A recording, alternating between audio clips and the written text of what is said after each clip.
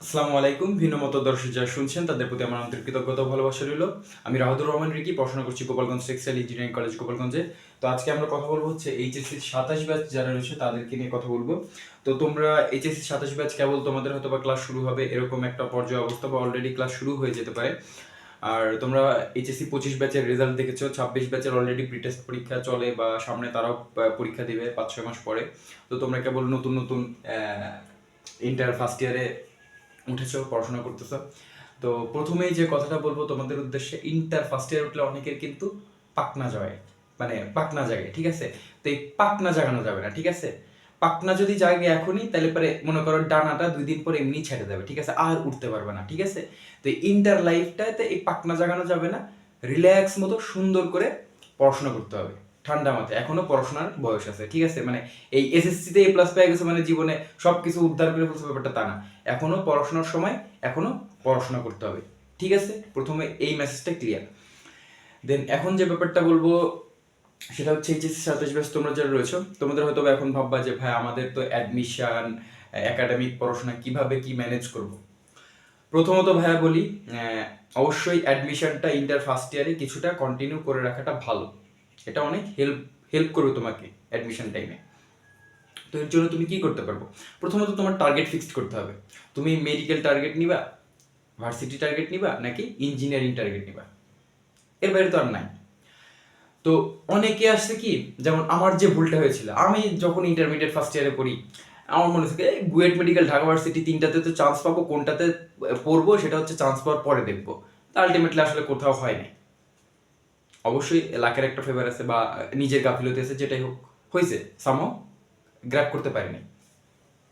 তো সেজন্য বলবো যে তোমার সবচেয়ে যেটা ইম্পর্টেন্ট সেটা হচ্ছে তোমার টার্গেট ফিক্সড করা। প্রথমে একটা টার্গেট ফিক্সড করো যে আমি মেডিকেলে পড়তে চাই, আমি মেডিকেল ওরিয়েন্টেডই পড়াশোনা করবো। 2-3টা টার্গেট দরকার নাই। তো এখন মনে হচ্ছে কি যে না আমি 3টাই পারবো, মানে অনেকে তো পাইছে। ভাই যারা পায় 3টাতে চান্স পায় তারা এক্সেপশনাল, তুই আর তারা সেম না। বুঝা গেছে? তুই বা আমি, আমরা কি, আমরা এভারেজ স্টুডেন্ট, ঠিক আছে? আমাদের ওই যে বাপ মা পিছন দিয়ে ঠেলা না দিলে পারে আমরা পড়তে বসি না, আমরা হলো এই টাইপের স্টুডেন্ট। আর ওরা যারা চান্স পায়, ওদের বই ছাড়া 5 মিনিট বসে থাকতে ভালো লাগে না। আর আমরা যারা এভারেজ স্টুডেন্ট, আমাদের 5 মিনিট বই নিয়ে বসলে পারে আমাদের মাথা মতো ধরে যায়, ঠিক আছে? তো ওদের সাথে আমাদের তুলনা করে কোনো লাভ হবে না। ধরো সাপোজ আমার টার্গেট ভার্সিটি, বা আমার টার্গেট ইঞ্জিনিয়ারিং, আমার টার্গেট মেডিকেল। ধরো আমার টার্গেট যদি ভার্সিটি হয়, তাহলে আমি ভার্সিটি একটা প্রশ্ন ব্যাংক নিব। জাস্ট খালি কি প্রশ্ন ব্যাংক, ওই যে কনসেপ্ট বুক বা হ্যান্ড বুক ত্যান বুক এটা কোনো বই কেনার দরকার নাই। জাস্ট খালি একটা প্রশ্ন ব্যাংক নিবা, কালেক্ট করবা, ঠিক আছে? একটা বিষয়। আর এই যে যে তোমার যে একাডেমিক যে বই কিনছো, ধরো ফিজিক্সের ক্ষেত্রে কি ইসাক স্যারের বই কিনতে পারবো, তপন স্যারের বই কিনতে পারো, বা যে কোনো একটা বই। আপাতত তুমি একটা বই কিনে একটা বই তুমি ভালো মতো ফলো করো, ঠিক আছে? একটা বই কিনে একটা বই ভালো মতো ফলো করে ওই একটা বই ভালো মতো শেষ করো। দেন তুমি মনে করো অন্য রাইটার কিনবা না, পড়বা না, কি হ্যান ত্যান এগুলো দেখিও। আমি যখন ইন্টারমিডিয়েট ফার্স্টে, আমি তো 2 রাইটার করে বই কিনছি, ওই এক রাইটারের বই ভালো মতো শেষ করতে পারি নাই, ঠিক আছে? তো এইগুলা করে কোনো লাভ হবে না, ঠিক আছে?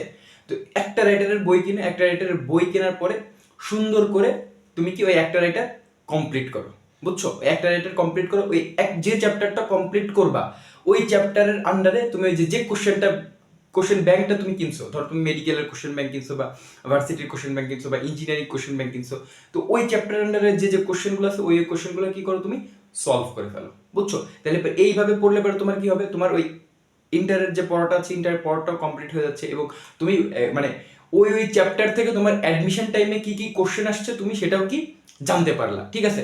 সেক্ষেত্রে মেডিকেলের কোশ্চেনগুলো কিরকম হয়, জায়গা অনুযায়ী রিপিট করে তারা, ঠিক আছে? হুবহু কোশ্চেন না, মানে এরিয়া বেস কোশ্চেন করে, এই এরিয়া থেকে কোশ্চেন আসে, এই এরিয়া থেকে তারা রিপিট করে। ইঞ্জিনিয়ারিং কোশ্চেন কি টাইপ ওয়াইজ কোশ্চেন করে, টাইপ ওয়াইজ একটু লং ফরম্যাটে কোশ্চেন করে। আর ভার্সিটি কি টাইপ ওয়াইজ থাকে, একটু শর্ট ফরম্যাট এমসিকিউ টাইপের কোশ্চেনগুলো করে। তো এই টাইপের পড়াশোনাগুলো তুমি যদি একটু করো, এখন থেকে করো, তাহলে ইনশাআল্লাহ তোমার জন্য খুব ইজি হবে। আর ইন্টার লাইফটা ভাই এসএসসির মতো না। এসএসসিতে অনেকে 2-3 মাস পরে বা টেস্টের পরে, পরীক্ষা পরেও কিন্তু অনেকে কি করে, খুব ভালো রেজাল্ট করে। শুধু ভালো রেজাল্ট না, খুবই খুবই খুবই ভালো রেজাল্ট করতে পারে। কিন্তু ইন্টার লাইফে এটা জীবনও সম্ভব না। তুমি যদি লাস্টের 2-3 মাস পড়ো, তো তুমি হয়তো বা ইন্টারে নাও পাস করতে পারো। তুমি এই যে তোমরা যারা এই যে নতুন নতুন কলেজে উঠছো না, দেখবে যে তোমার কলেজের যে অর্ধবার্ষিক পরীক্ষা হবে, ম্যাক্সিমাম ফেল করবে। কি করবে? ম্যাক্সিমাম ফেল করবে, ঠিক আছে? কারণ এখনো তারা পড়াশোনার প্রতি সিরিয়াস না। তো তোমাদের যারা 27 ব্যাচ রয়েছে তোমাদের বলবো কি যে পড়াশোনা নিয়ে শুরু থেকেই সিরিয়াস থাকো। যে কয়টা টিচার দরকার, বই দরকার, সুন্দর করে বই টিচার অ্যাডজাস্ট করে নিজের মতো করে পড়াশোনা করো। আর মেন কথা হলো পড়াশোনা করো, ঠিক আছে? পড়াশোনা করলে ইনশাল্লাহ সব কিছু তোমার জন্য ইজিয়ার হয়ে যাবে, ঠিক আছে? তো এতটুকু ছিল তোমাদের জন্য। ধন্যবাদ সকলকে।